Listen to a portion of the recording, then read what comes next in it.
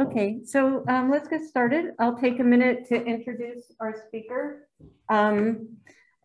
Except I realize that I'm going to guess how to say your last name. I'm going to guess that it's Marasović. That's pretty good. How do you say it? Marasović with ch in the Marasović. Okay, great.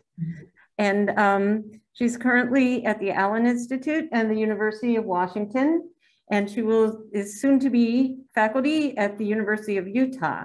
And she works on explainable AI, which she will be talking to us about today. And she was really kind enough to reschedule this talk on short notice when a previous speaker canceled. So we're particularly grateful that she's with us today. So I think we're looking forward to hearing the talk, and please go ahead. Thank you so much for your introduction, Lori, and thanks everyone for joining to hear what I have to say about self-explaining and intuitive interaction with the AI. All right, let's get started. By the way, I will have some intentional breaks for you to ask questions, approximately 2 of them, 2 to 3. But if you have any clarification questions, please interrupt me. I'm happy to take questions throughout the talk. All right, let's get started.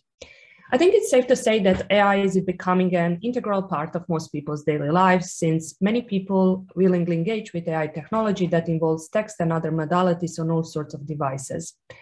For example, all of us rely on automatic spam filtering that is most likely supported by a machine learning model, maybe a deep neural network that was trained on a data set with emails that are labeled as spam or not spam, which once trained predicts for us whether a new email we got is spam. These days, however, there is also an ambition to apply machine learning in more high-stakes situations. For example, to predict whether a patient is sick or not given their clinical note. And there we might also want to include doctors who can, in collaboration with this AI, make a final diagnosis and inform the patient who will be affected by that decision. Given the current trends, this machine learning model is likely a deep neural network whose behavior and internals are generally poorly understood. Such models are therefore referred to as black boxes. So while we all want spam filtering, making medical diagnosis automatically with a black box model is not as clear-cut. We might not want as patients to have AI involved because we risk wrong diagnosis and treatment. Doctors might not want to collaborate with these AI models because they might hurt their patients if they give wrong diagnosis following AI's advice. But in reality, it's kind of harder and harder to opt out. Doctors could be required by their hospital supervisors to learn how to engage with these systems because maybe there is a scarcity of human resources, and patients, on the other hand, might not have any saying in the matter. So this situation calls for researchers to better understand how to maximize the benefits of AI systems while preventing and minimizing risks.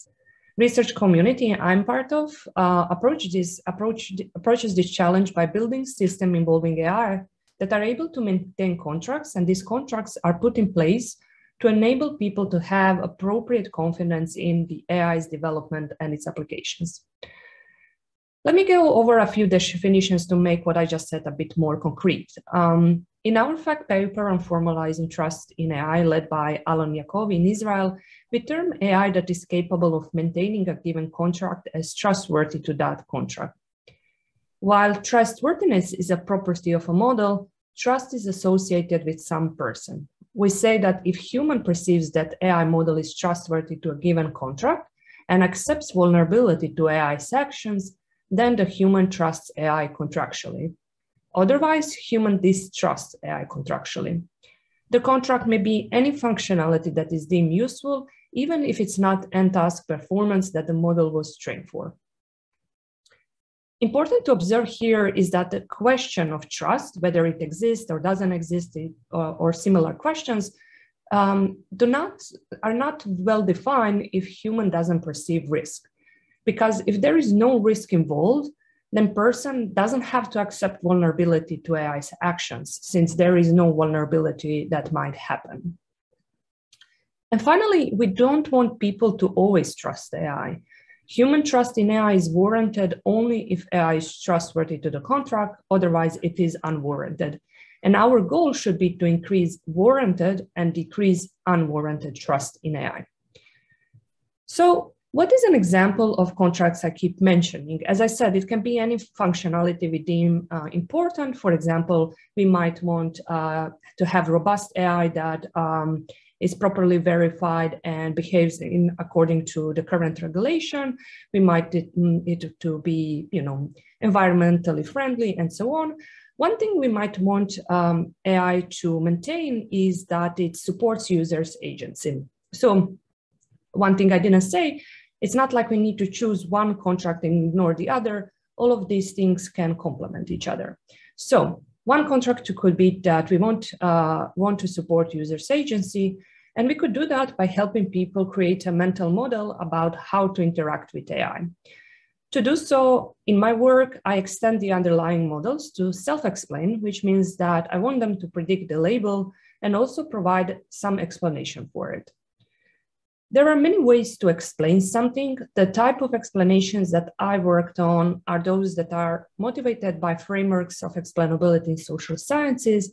And that is, in other words, by how people explain between each other and by expectation people have when they seek an explanation. Let's go a little bit deeper into that aspect of like explainability in social sciences. First of all, I want to just mention that we call justifications of models individual predictions, local explanations. And a dominant approach to producing local explanations in NLP and broader machine learning is to identify all factors, usually just among input words or pixels that cause model prediction. And I intentionally highlighted here these phrases, all factors and causing, because this is different from how people explain between each other. People select one or two causes from the actual and complete causal chain and present these as the explanation. And you might wonder why do we do that? One reason for explanation selection is to simplify explanations and consequently help fellow people to understand the underlying reasoning better. And let me illustrate that with an example. Imagine that some elderly woman is checking her Facebook feed, and imagine she encounters this post that says, "I'm so happy I just learned this. As an American over 65, I qualify for the elderly spend card, which pays for my groceries, my dental, and my prescription refills. All I did to qualify was tap the image below, enter my zip, and I got my flex card in the mail a week later." Imagine that there is also some internal machine learning model behind the scenes that predicts whether these Facebook posts are factually correct or not. And imagine that this machine learning model correctly predicted that this post is misleading. Upon seeing that this post is flagged as misleading, this woman might wonder, why is it misleading? She might also observe that already over 400,000 people had registered for this card, that many people like this post. She might have encountered incorrect flagging before, so she might righteously wonder whether she's missing out on this great opportunity.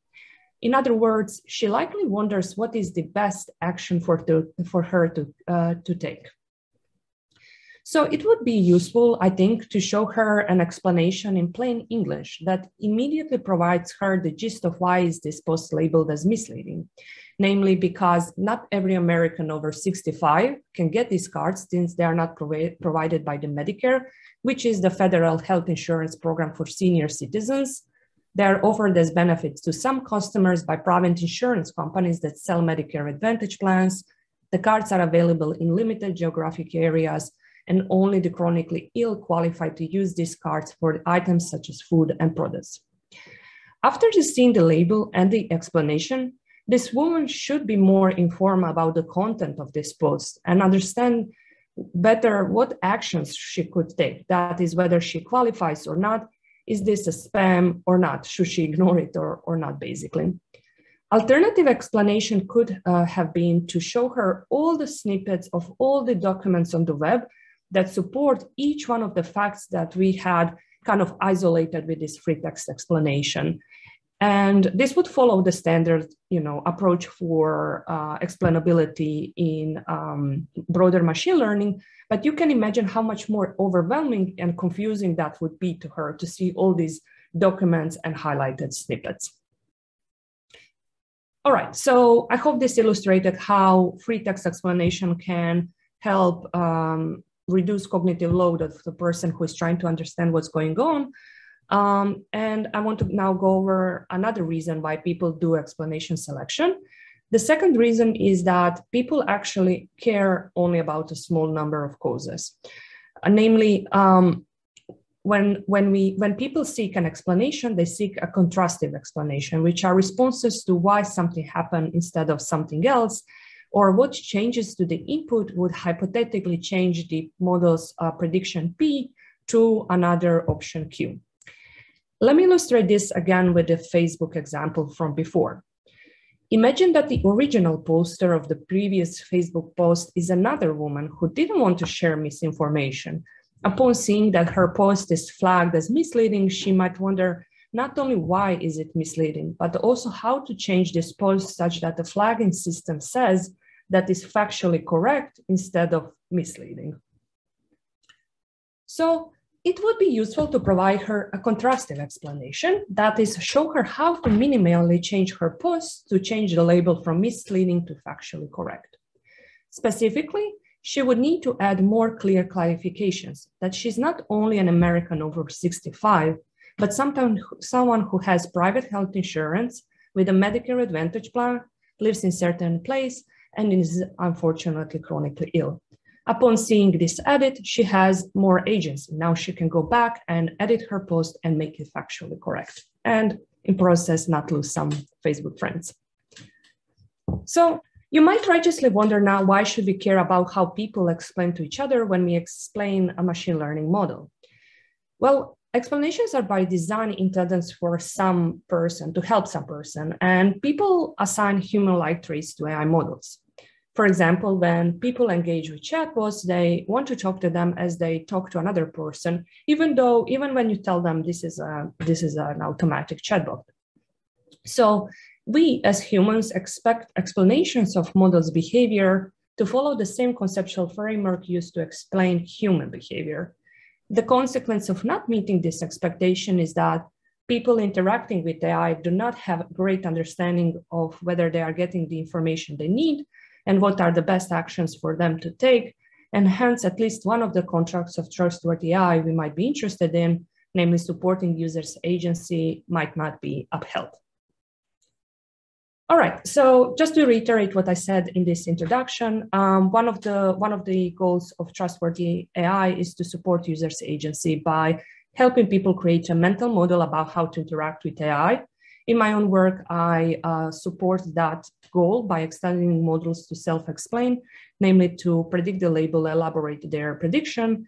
And the types of explanations I'm interested in are those that are motivated by how people explain between each other. And I gave you two examples for two types of such explanations. One type is free text explanations, and the other one is contrastive explanations. In the rest of the talk, I will present two works, how we modeled generation of free text explanations, and in second part, how we went about generating contrastive explanations.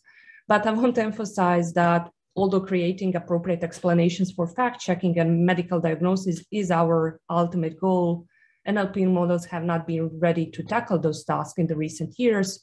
So in the work I will present to you today, I will focus on simpler tasks. Namely, I will talk about generation of free text explanations in the context of answering questions about images, and I'll present how we generated contrastive explanations for standard NLP tasks such as sentiment and document classification and multiple choice question answering. This is just to set your expectations, right? All right, do you have any questions about these examples and the arguments I presented so far? Because I want to move on to how we created a model for explaining visual reasoning. Let me see if there's a question in the chat. Okay, that was just a previous message. Okay, does anybody have a question before we go on? Okay, I don't see any. Okay. Then I'll move on to this part. This will be about our EMNLP Findings 2022 paper. So one standard approach to explaining an NLP task is to highlight all input words that on their own are sufficient for the model prediction. So here we have a movie review that is correctly predicted to be a negative movie review. And one way to explain that it's negative is to highlight all the phrases that speak for that label, such as dull story and boring and anticlimactic. And for the task of sentiment classification, this might be a reasonable way to go about explaining, since truly when you see so many negative phrases, you get the impression, okay, yeah, I see why this is negative. Similar approach has been very prominent for image classification, where instead of words, we highlight pixels. Already here, the situation is getting a little bit tricky, at least to me. For example, in this last row, we have this specific breed of a dog as the label, and all these blobs of red pixels kind of support that label. And already here, I'm kind of wondering why exactly this breed of a dog and not some other breed that might be available in the label set. I need to kind of fill in a lot of gaps mentally. And all of this becomes more prominent when the reason behind the prediction is not explicit in the input. For example, here we have a question about the image, what is going to happen next? A plausible answer is that person 2 holding the photo will tell person 4 how cute their children are. And if I would ask you, tell me why this is a plausible answer, you might say something along the lines that it looks like person 4 is showing the photo to person 2 and they will want to be polite. If I'd ask you to tell me where can you see in the image, where can you highlight in the image that person 4 is showing the photo to person 2, the best you can do is almost show the entire image, like only these small regions here are not important. And if I'd ask you to show me where can you see and highlight in this input image that person 2 will want to be polite, you don't stand a chance, because this is something that's inferred from the image, not something that's explicitly visible in it. So highlighting or saliency maps, or however you call it, input attribution, necessarily falls short for this type of tasks.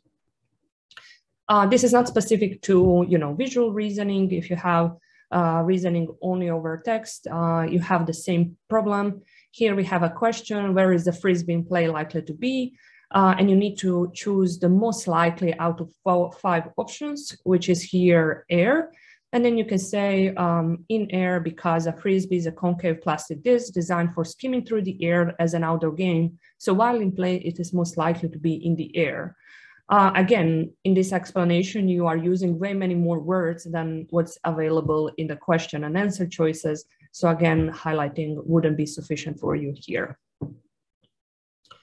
All right, I hope you are convinced that we do need free text explanations, and also that they have a clear application in the reasoning tasks.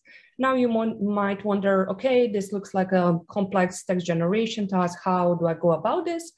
And one approach, the one we are proposing in our work, is to do it in a supervised way, where you first find some human written explanations. We had recently written a survey on what kind of data sets you already have out there and what are the best practices if you'd like to collect such explanations yourself. Once you have them, you can use any kind of model that's suitable for generation, which is these days some kind of pre-trained transformer-based model, pre-trained with language modeling objectives, not mask languaging, but a standard language modeling. And the reason you might choose a pre-trained model is because we do know that they strongly condition on preceding tokens and produce coherent and contentful text. But also when we scale them up in terms of the data size and model size, we do notice that they can complete some kind of common sense and world knowledge prompts, which is useful for generating free text explanations, because they are all about stating something that's not explicitly visible or stated in the input. All right, so Once you have the data and you chose some pre-trained model, let's say GPT-2, you will do a standard sequence-to-sequence learning. You will, as an input, concatenate your question with your answer choices. If you are trying to do this for the example where we don't have any visual information, and then you're going to train your model to generate word by word the answer, word because, and then the explanation. So air because, a frisbee is a concave plastic disc, and so on. So basically you are using the same approach you might use if you are doing summarization or machine translation. In the first layer, we have embedding layer, where we know that every single one of the input tokens will be represented by pre-trained word embeddings coming from the language model. And this is where the situation gets a little bit tricky when we want to extend this to visual reasoning. Now, the question that emerges is how to integrate an image representation into this layer. And before I answer that concretely, I want to go over what kind of visual understanding we need to be able to generate a free text explanation. We need to detect that there are objects such as people and a photo in this image. We need to understand the relation between the objects and people, such that person 4 is showing the photo, and I should have shown here that person 2 is holding the photo. And finally, given all of that, we want to get some kind of implications about objects and their relations. All of that kind of implies that person 2 will want to be polite. And luckily for us, computer vision community has developed useful models whose outputs kind of provide that information. So we could use the outputs of those models and integrate them as the input to our pre-trained language models. These models are object detection, grounded situation recognition that detects an action visible in the image, such as surfing here, and roles that objects and people play in doing that action, such as that surfboard is a tool used for surfing. And finally, we have visual common sense graphs that, given an image and a statement about the image, give common sense inferences about it.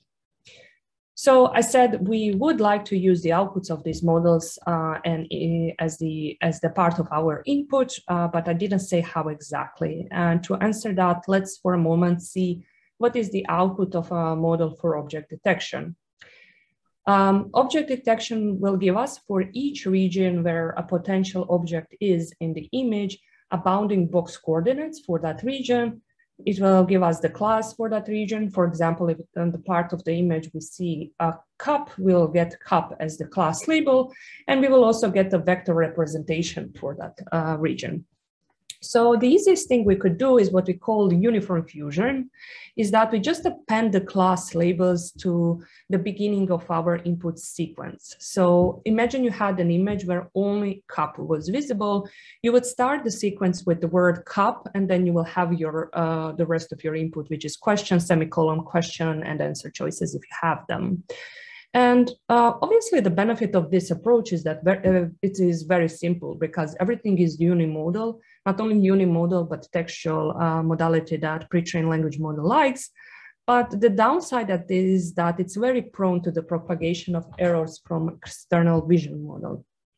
For example, if in that hypothetical image where only a cup was visible, the model had predicted a vase instead, your entire generation will be conditioned on completely incorrect information. So no wonder if your model starts to hallucinate if you gave it totally false objects in the image, in the input, excuse me.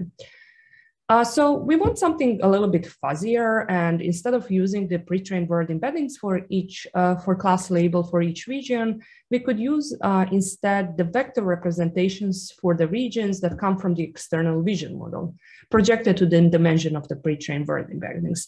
And then we can concatenate those vectors with the pre-trained word embeddings for words in question and answer choices. The benefits of hybrid fusion are that it is hypothetically less prone to the errors because everything is now represented with the vector instead of with like actual words. But it is not obviously clear whether this will work out without changing the subsequent transformer layers, since now we are concatenating vectors that come from different vector spaces. Vision vectors come from external vision models, and pre-trained word embeddings come from the pre-trained language model. Okay, let's see how all this works. But before actually seeing the numbers, we need to go over the tasks and data sets we will try these approaches for. The first task we are going to try this for is visual question answering questions about given images with short answers. The free text explanations in these data sets are often very literal descriptions of the image. So not what free text explanations are crucial for, because remember, they are most useful when we need to say something that is implied from the image or hard to point to. However, this dataset serves as a good soundness check for our methods, because we should be able to make some progress here. The next task is visual common sense reasoning, answering questions about images that require common sense understanding. I used an example from this dataset before. This is our most challenging task and dataset of highest quality. Originally, this dataset is not introduced in a generation setting where we are generating the answer and explanation, but rather in an easier classification setting where the model needs to pick one answer as the correct out of 4 options and one explanation as correct from 4 options. However, this classification setting is not really natural. Imagine like going to Google search and then instead of just asking a question, asking questions and giving a few options. That's not what we typically do. And since this is all about having intuitive interaction, generation setting makes more sense. Final task is visual textual entailment, where the task is to predict whether a hypothesis, a given statement, is true, false, or undetermined given an image that serves as a premise. So it's kind of like a multimodal version of natural language inference.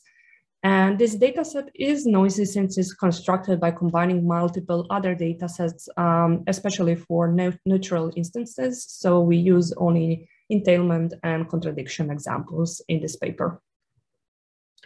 The research questions we studied in this work are given the correct answer in the input. So we are not doing self-explaining in these numbers I will show you today. We are just trying to generate explanation, not something we recommend, but we narrowed the scope because this is pretty challenging. We wonder, do proposed visual features help GPT generate explanations that support a given answer or entailment label better, and whether these generated explanations are less likely to mention content that's irrelevant to a given image. Today, I will just show you results for the first question, although the results for the second question follow the same trends. And finally, it has been shown that automatic text generation metrics, even the newest ones such as BLERT and BERT score, are poorly correlated with human judgments of explanation plausibility.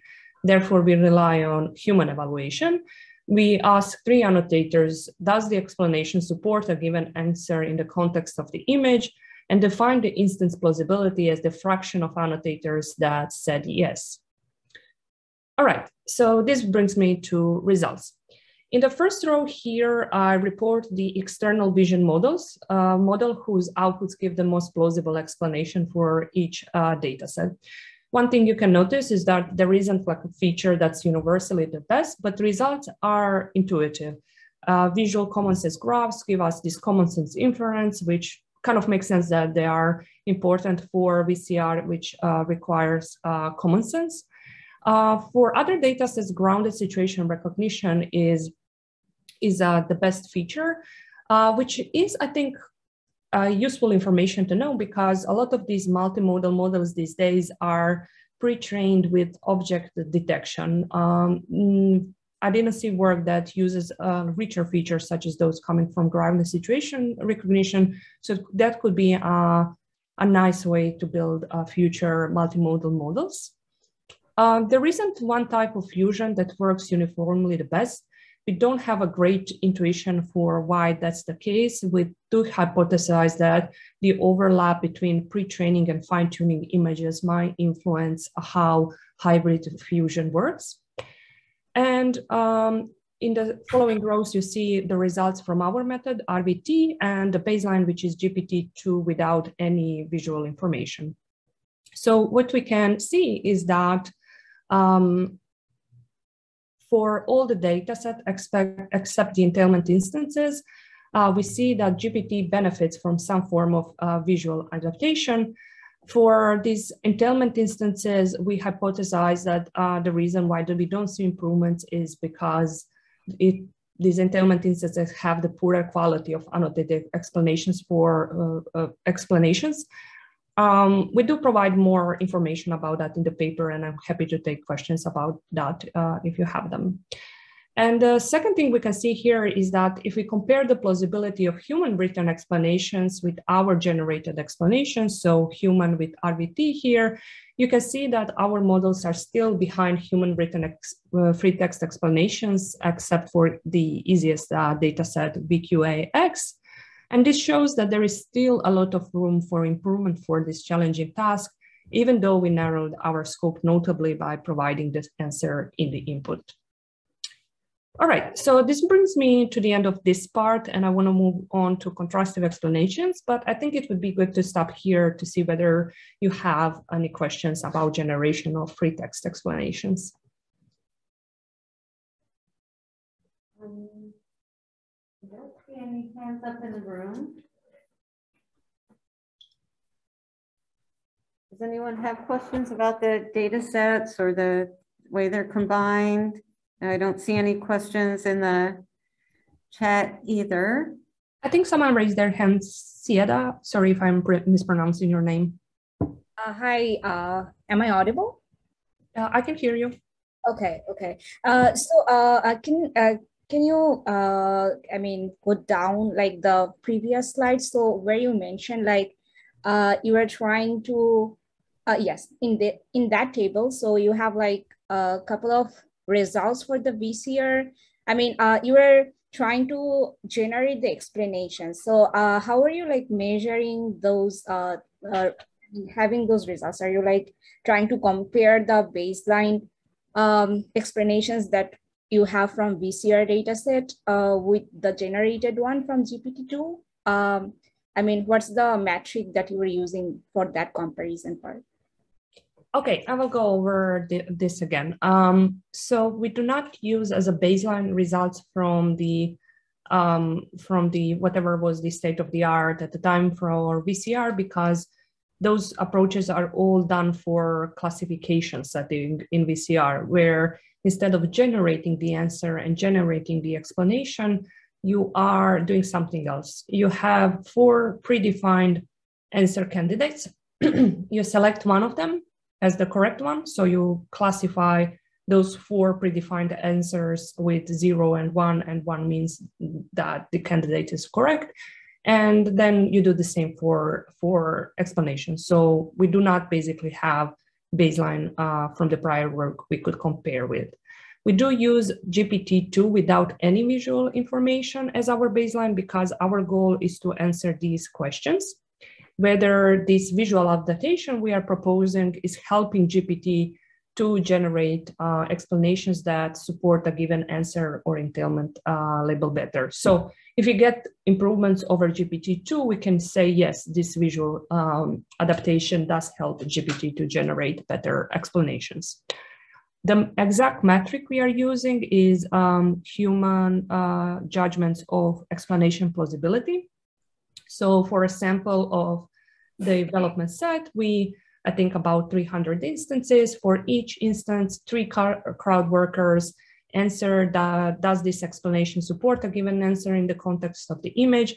And then we say that the instance plausibility is the fraction of times annotators have said yes. After we have published this work, some other people had defined instance plausibility a little bit different. By basically giving annotators 4 options for answering this question. Yes, weak, no, and no. Then yes is mapped to 1, weak yes to 2/3, 1/3, and 0. And then you average these numerical scores and report that as instance plausibility. So in the end, the number you are seeing here is the average instance plausibility in a sample of about 300 instances. I hope that clarifies, but let me know if you have other questions about this. No, thank you so much. You got it. There is another raised hand, Abhilasha. Yeah, and great talk so far. Sorry, I just had a clarification question. So in this set of experiments, are you trying to explain the goal label and not the model's prediction? Yeah, so in this specific paper, we did narrow the scope because when we did this work and when we published it, there wasn't really standard suite of tasks for this or data sets or baselines. So we kind of wanted to narrow the scope down and see how even in this narrower scope this works. We have a follow-up work which we will submit to archive soon in the next week or next 2 weeks from Shruti, who is also at CMU, on doing this in a Shruti, hi, in a joint setup. Yeah. Okay, got it. And how does this work fit into like the bigger goal of explaining model predictions? So these specific works can be obviously easily extended, but to do self-explaining by not only training GPT-2 to generate explanations, but also to generate answer and explanation. So that's a connection to self-explaining, and then self-explaining has those benefits that I outlined in the beginning of the talk, where I showed the example of the woman going through the Facebook feed and getting both the label and the explanation. For multimodal tasks, where exactly are those useful explanations? Some prior work has done this for self-driving, for example. There is some need for stuff like that from deaf community, where you need, for example, reasoning about, if you ask something about a certain medication, and you might want not only the answer, but the reasoning for, let's say, can you take this medicine? So there are certainly applications where this makes sense when you have images and text in the input. Got it. Thank you so much. Do I have time for like one more question? Yeah, I think so. At what level of granularity are these explanations? So in the examples you showed, for example, if one were trying to explain one of our NLI models, the explanations would probably be something like, oh, the word not occurred in the sentence, or something very trivial compared to the examples here. So yeah, NLI is really a difficult task to explain. And this touches to something I will say at the end of the talk. And that's basically that these tasks we are using right now for evaluating all of this are not best for studying explainability. Basically, in NLI, for explaining entailment instances, I briefly mentioned that's the problem here. Very often you can't say more than just restate the premise and hypothesis. Unfortunately, I don't have a good example from the top of my head, but maybe I can make up one and see whether I will convey the message well. So let's say we have textual NLI and premises. There are 3 men standing, and the hypothesis is there are 3 people standing. The explanation could be 3 people, men are people, or something like that. You know, like it's kind of weird, and it's not a great way to, provide additional information. It's kind of almost obvious, right? So annotating entailment instances has been reported to be really hard by the original creators of the ESNLI dataset. Yeah, I think we should move to other types of datasets and applications, and I will touch on that at the end. Makes sense. Thanks so much, Anna. You got it. All right, I will move on to contrastive explanations. So just a reminder that I mentioned contrastive explanations in the context of elderly woman who wanted to change her post minimally such that it is factually correct instead of misleading. Producing contrastive explanations in the form of minimal edits to the input that change the model prediction to the contrast case is called contrastive editing. And let me show you how contrastive editing works with our method mice for an actual task we looked at. So here we have a question, and her children are going to Linda's home, blank, and you need to choose one of the 4 options to fill in the blank, given this context that says, "Dear Gran, I hope that you and your children will be here in 2 weeks. My husband and I will go to meet you at the train station. Our town is small." We might wonder, why did the model predict by train instead of on foot? And with contrastive editing, we translate this question into how to change the answer from by train to on foot. And following our approach, mice, we would explain why the prediction is by train and not on foot by saying that the writer discusses meeting Anne at the train station instead of at Anne's home on foot. And such information is captured by the edit in bolded red that results in the new model prediction on foot. All right, so let's dive into details of mice. Mice is published in Findings of ACL last year, and that's work that's led by Alexis Rose, that is our pre-doctoral researcher in AI2 and soon to be a PhD student at MIT. So I will first give you a high-level idea for mice, and then I will pick one example to walk you through all the details of it. So very high-level idea is that we are approximating kind of the following process. Imagine that you can remove one word at a time and then replace this word with all possible phrases in English language, and then you get a gazillion new instances, and you pass them through your predictor model you're trying to explain and get a logit for the contrast label. And then you can basically rank them and say, okay, the one which has the highest probability for the contrast label is our best edit. But then you can imagine removing 2 words and again replacing them with any possible word or phrase in English and recording the probability of the contrast label. Then 3 words and so on. In the end, you had kind of explored all the masking possibilities in the input and all the ways to fill in those mask positions.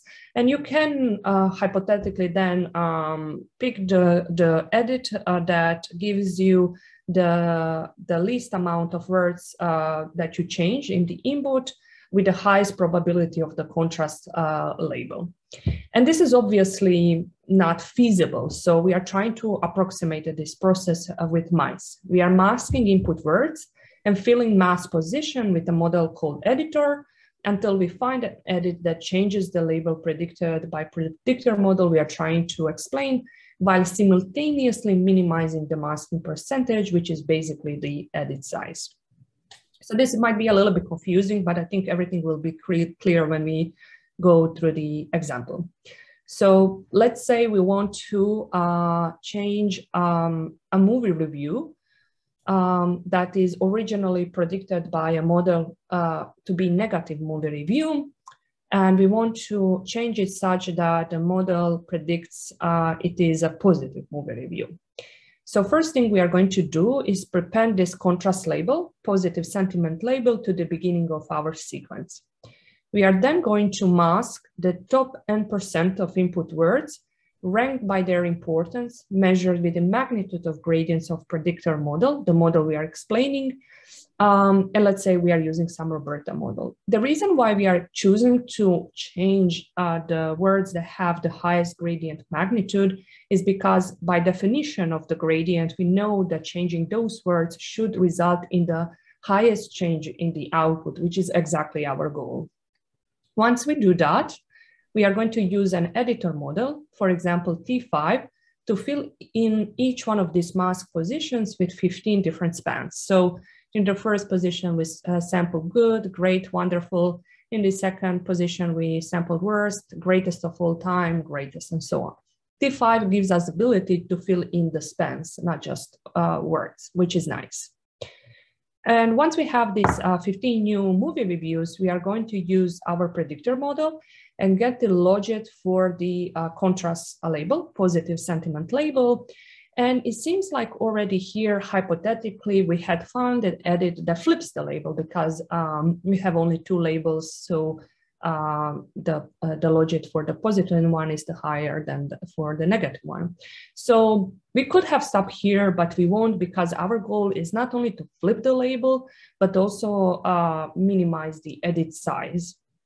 So what we are going to do is repeat this entire process with 4 different values for the masking percentage n that we are picking by doing a binary search on the interval between 0 and 55. I don't want to go into details of that, but basically you will take a midpoint between 0 and 55, which is around 27. And if you did find a contrastive edit with 27, you're happy. You're going to try to decrease the masking percentage. So you're going to choose the value between 0 and 27, which is about 13. If you didn't find a contrastive edit with 27, you will go, you will increase the masking percentage because it seems like you were too ambitious. So you first find the contrastive edit and then you try to minimize the edit size. This will give us, when we use 4 different values for the masking percentage, and we will get 60 edited movie reviews, which we are going to rank with the logit for the contrast label. And finally, we are going to keep top 3 ranked samples in the bin. If we did find our edit here, we are going to stop because we find a contrastive edit while simultaneously trying to minimize the edit size by choosing different values for the masking percentage n. But if we didn't find the edit, contrastive edit here, we are going to repeat this entire process at most 2 more rounds for every single instance in the bin, which in the end means that we might do up to 420 forward passes of our editor model, which is T5, and 420, excuse me, I don't know why I said 2 in the end, 420 backward passes from our predictor model because we need gradients, which is kind of a lot. These operations aren't terribly expensive, but still it's kind of prevents you from applying this to ton of instances. And also bigger problem is that there is no guarantee that a smaller contrastive edit does not exist, because we do look for only 4 values of the masking percentage n. So when we stop, there is no guarantee that some masking percentage that was the smaller than the one we have chosen as the last value for the masking percentage wouldn't give us a contrastive edit, which is kind of not satisfactory, because we would like to say this change is exactly why there is a change from the predictor to a contrast label. What we are showing is kind of superset of the true minimal edit. So these are obvious avenues for improvement of mice. You might wonder, can a pre-trained model like T5 without any additional tweaks fill in the spans here? What we find is that it's important to prepare the editor by fine-tuning it to infill mask span, given mask task, which is usual mask language modeling. But we also add to the beginning a target and task label that is annotated in the training data set used for training predictor model we are explaining. So we are going to use our movie review and prepend the negative label, because that's the goal label for this movie review. And we are going to fill in the original, train T5 to fill in whatever was the original spam here. So the reason why we add end task label in this mask language modeling step is to associate which spans to fill with the label we give in the beginning, such that when we add a contrast label in the editing phase, we get spans that are more associated with the contrast label. And this is a limitation, because not only that we assume wide access to the predictor because we need gradients, but we also assume there is training access to the training data. However, good news is that we find that you can use the predictor label by the predictor model here to do this. So in the end, you don't really need the access to the training data, although you do need to do this step. So all in all, MICE is a two-stage approach to generating contrastive edits. In the first stage, we prepare the editor to do targeted infilling. And in the second stage, we make edits guided with gradients and logics of the model we are explaining. Since MICE is the first approach to producing contrastive edits beyond binary classification, we also introduced 3 evaluation metrics motivated by contrastive explanation proposed for tabular data and a suite of tasks and datasets. These are binary sentiment classification, a 6th version of news groups topic classification, and multiple choice question answering. The first metric is flip rate, where the goal is to have 100% flip rate, which means that you manage to find a contrastive edit for every single instance in your evaluation set. And you can see that we achieve very high flip rate for all data sets, where for more challenging arrays, the flip rate is not perfect. So filling in this gap is definitely another avenue for improvement. The second measure is edit minimality, which we measure with the Levenstein distance between the original and edited instance, which is basically the number of deletions, insertions, or substitutions required to transform the original to the edited instance. And here we don't know a priori what is the perfect value. We suspect that lower is better, although having super low minimality is also suspicious. It means that the model maybe had learned some data shortcuts. So the best we can say here is that we compare these MICE's edits for the correctly predicted instances with human edits for the gold label, which are available in the work from Gardner et al. And we do see that the size of MICE's edits is comparable to human edits.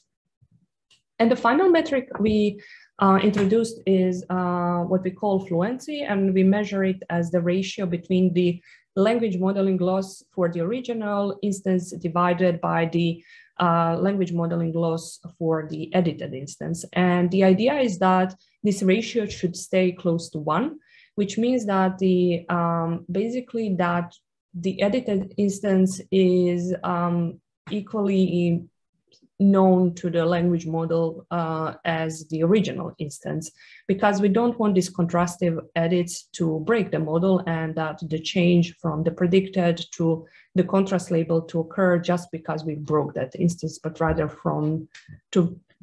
we want this output change to come from the semantics of the edit. I believe that more work has to be done here to truly confirm that the edited instances are not out of distribution to the predicted model, but this is at least one way to measure that to some extent.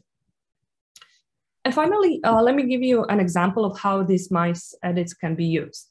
So when we looked at these examples manually, we observed, for example, for this movie review that is correctly predicted to be a positive movie review, that the only edit we need to do to change the model's prediction from positive to negative movie review is to change this numerical score at the end, which suggests that this machine learning model had completely ignored the semantics of this review and just learned to use the numerical rating at the end. Although numerical rating is not, like it is useful, even us as people use it.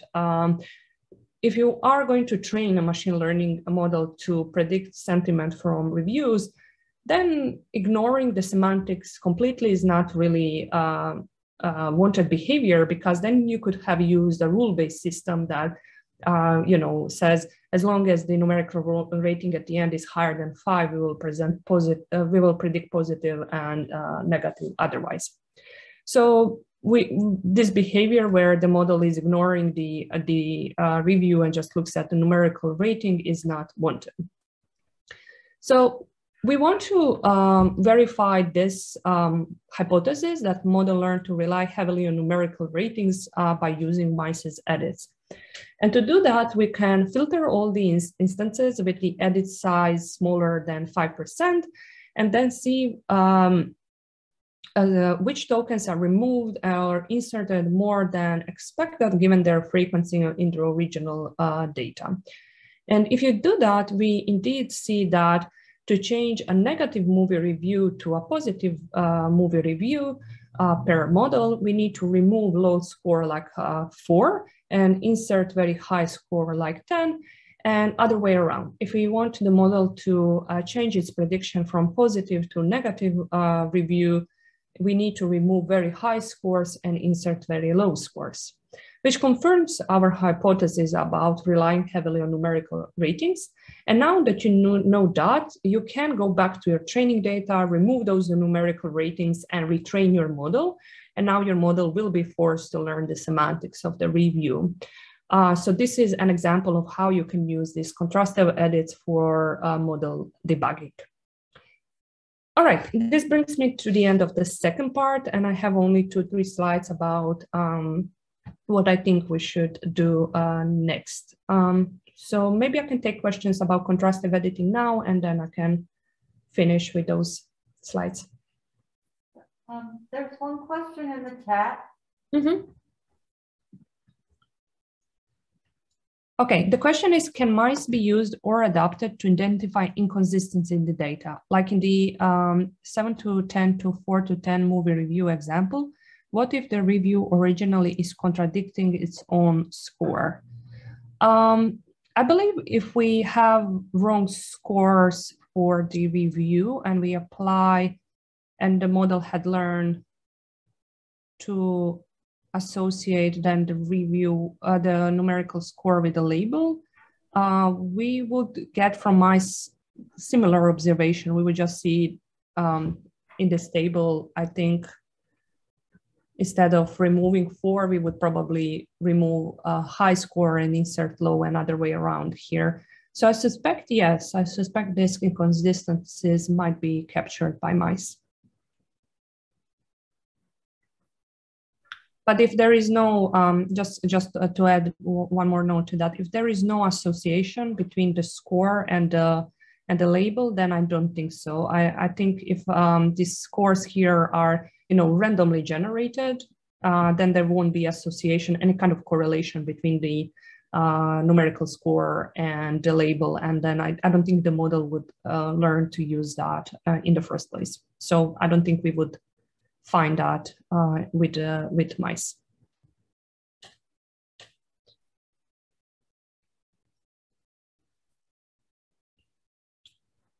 Okay, I don't see other questions, so I'm going to finish my talk with just one note about what I think we should do next in this space. So I hope I convince you that explainability is needed such that people have better perception of how to interact with AI systems. But the thing is that these days we do not have convincing evidence yet that local explanations help people who are using AI technology. By no means this is science. I did a little Twitter poll to see how often people who are, in NLP are using these explainability methods for developing their, NLP models, which is one of the most frequently cited motivations for local explanations. And I think something we all know is that we very rarely use these techniques. When you are debugging your model I think the last thing on your mind is to calculate gradients and look at some heat maps. We are really not coding right now in that way, which could be changed in the future. But I think we might put our efforts somewhere else. So I want to remind you to something I said before, and that's that the question of trust doesn't exist if human doesn't perceive risk. Despite that, AI and unexplainable AI researchers in NLP and broader ML are disproportionately focused on grand AI challenges. For example, I show you today in my own work, answering simple questions that require common sense, such as where is a frisbee in play likely to be? So it is valuable to study such questions, of course, but at the same time, I, as a human, do not need help with such questions because I immediately know the answer to this question. So if you give me predictions by a model for this type of questions, I don't risk anything with engaging with that model because I don't really need to accept vulnerability to its predictions. I can just ignore it when I know it's wrong. So this brings me back to that argument that trust doesn't exist when there is no risk, and when in this kind of application there is no risk involved. So studying trust there doesn't really make sense. So explanations are by design designed to help people. So I think embedding them in applications that people might use and need help with are better ways to embed these explainability evaluations.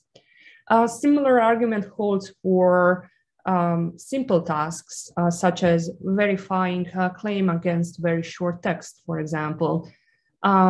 There, I don't really need a help from a model because reading 3 short sentences is very easy for me. So instead of accepting vulnerability to AI's predictions, I would rather read that text myself and decide whether the claim is correct or wrong. Unlike if you give me like 3 very long Wikipedia articles and tell me, okay, you have fixed times to verify these claims. There, I would really like to use automatic predictions, and to truly do that in a given time, I might need to use these automatic predictions, and then I have to accept vulnerability to models' actions, models' predictions, and all these questions of warranted and unwarranted trust make sense. So to wrap up all of that, to meaningfully design and evaluate explainability methods, I think we should address the following. We need to understand what are potentially useful language applications and who is targeted audience. For example, I keep bringing the examples of automatic fact-checking, which might be valuable, let's say, to journalists who are writing news articles. And then we should go directly to these people and ask them, hey, how addition of these explanations could help you interact better with these applications, instead of us computer scientists trying to develop these hypotheses on our own. So I just said that, but then I will give you a hypothesis.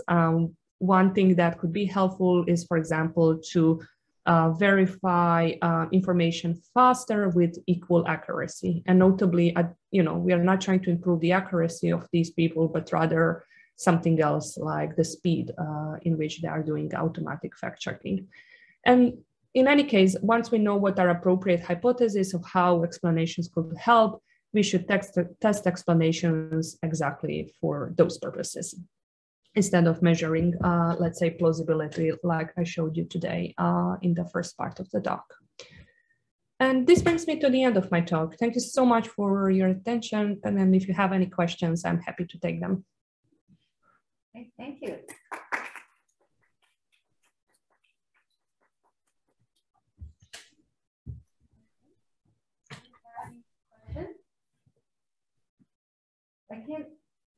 I can't see if anybody's hand is up on Zoom. I can see the chat, but I can't see the hands. I don't know if anybody's hand is up. Okay, I don't think so. I have the list of participants open. Okay, we'll give people a minute to think. I think that people asked a lot of questions already. Yeah, exactly. Their questions were answered. So we yeah. need a minute to think a little bit more. Yeah, Abhilasha raised her hand, so you can ask. Hi, Anna, great talk. I just have an open-ended question. So I'm curious because you're an expert in this field. What's the current status of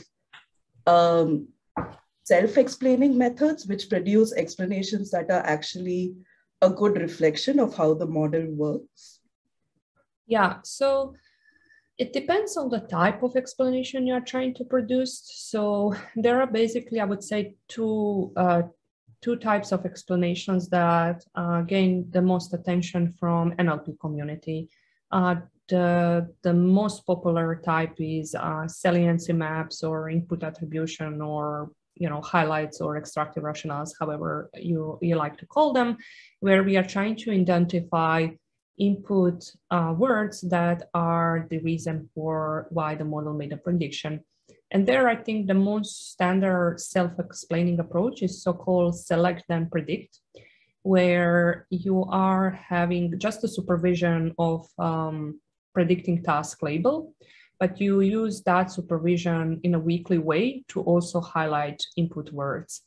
That's, I think, still the most prominent way to go about self-explaining with highlighting. But I have to say, I don't follow that kind of work extremely closely to be, to tell you that, there isn't anything more interesting there. For generating a free text explanation, the most standard approach is to do a sequence-to-sequence learning where you are concatenating the answer and the explanation and just generating them word by word.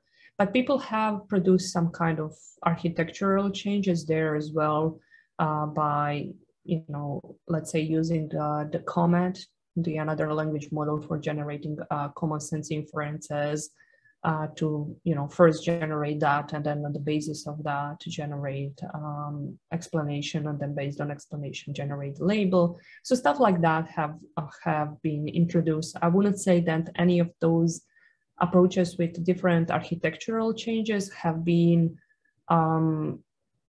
picked on more than just simply doing sequence-to-sequence approach in a most standard way without any architectural changes.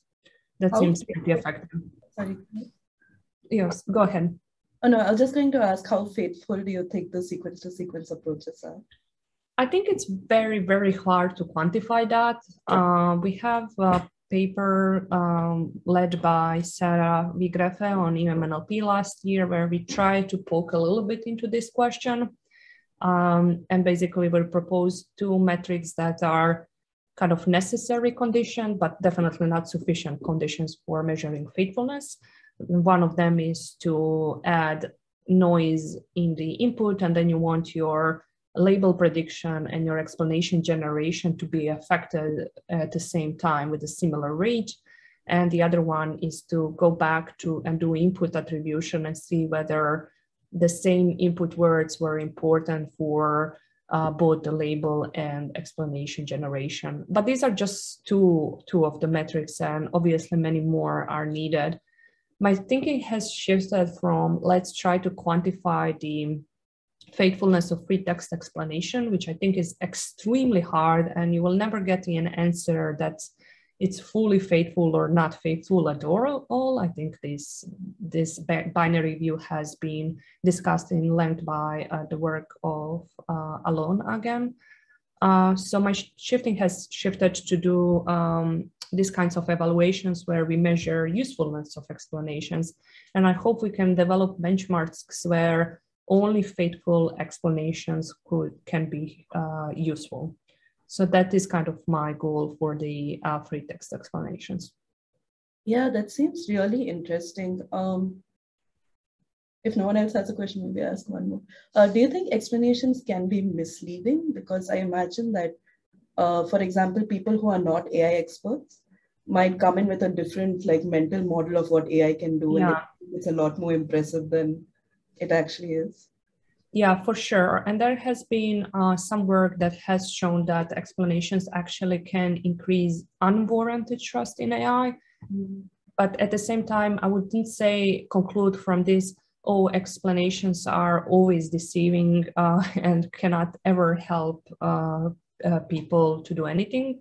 So I think we do need much more research to study what aspects of the whole interface increase unwarranted trust, and other way around, how can we, decrease unwarranted trust? What do we need to change there? Or if we do know that the model is trustworthy, how to increase warranted trust and stuff like that. So I think a lot of research is needed to get, even the first answers to some of these questions. But yeah, definitely requires to have people in the loop and do things in a more HCI way, which is not prototypical to explainable NLP right now. Absolutely. That's very interesting. Thanks, Anna. You got it. There is a question in the chat which says, what motivates the choice of Levenstein distance as a metric for distance? It doesn't map to how humans process at the word morpheme level or how LMs process at the word piece level. Yeah. So to clarify something, when I said the number of words I said the Levenstein distance measures the number of words that are inserted, substituted, or deleted. What I wanted to say is number of word pieces. So basically throughout the talk, whenever I said word, I meant token, which means word piece when we work with language models. So apologies for that wasn't precise. But this first point that it doesn't map to how human process, I think is super interesting, and definitely I agree with that this is a limitation of measuring the minimality as we did. We did propose it because it makes somewhat sense, but also I hope people will produce different ways of measuring minimality. So let me give you another example related to this. Imagine you are doing predicting from a clinical node whether someone has to go to a hospital or stay at home. And imagine that this person's clinical note says something like they have no cardiovascular problems, but they have Alzheimer's and maybe headache. And if you want to show to this person why they were sent home instead of admitted to a hospital, you can show them a contrastive edit that basically deletes a word no before cardiovascular, which indicates that if they had cardiovascular problems together with all the other symptoms, they would need to be sent to a hospital because they are at a higher rate of mortality.